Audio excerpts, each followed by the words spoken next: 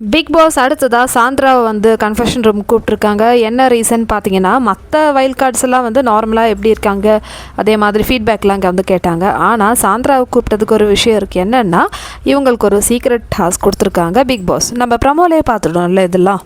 So condition என்னென்னா, 3 condition சொல்லியிருக்காங்க. Actually உங்கள் மேனேஜ்மெண்ட்லேருந்து ஒருத்தரை வந்து அவங்களா வந்து வேலையை விட்டு போகணும், இல்லைனா நீங்கள் பணி நீக்கம் செய்யணும், அதுவும் இல்லைனா ரோல் எக்ஸ்சேஞ்ச் பண்ணணும். ஸோ இந்த 3 கண்டிஷன் கொடுத்துருக்காங்க. இந்த 3 டாஸ்கில் 2 டாஸ்க் நீங்கள் செஞ்சு முடித்தா உங்களுக்கு வந்து நெக்ஸ்ட் வீக் நாமினேஷன் பவர் கிடைக்கும்.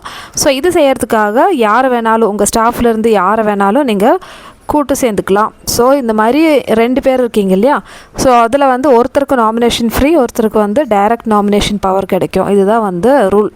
ஆஃப்கோர்ஸ் சாந்திரா வந்து பிரஜினை தான் வந்து செலக்ட் பண்ணுவாங்க, ஏன்னா கூட ஒர்க் பண்ணுறதுக்கு. ஸோ கண்டிப்பாக அப்படி தானே இருக்கும். ஸோ நம்ம தப்பு சொல்ல முடியாது. சாந்திரா வந்து பிரஜின்கிட்ட சொல்கிறாங்க இந்த விஷயத்த.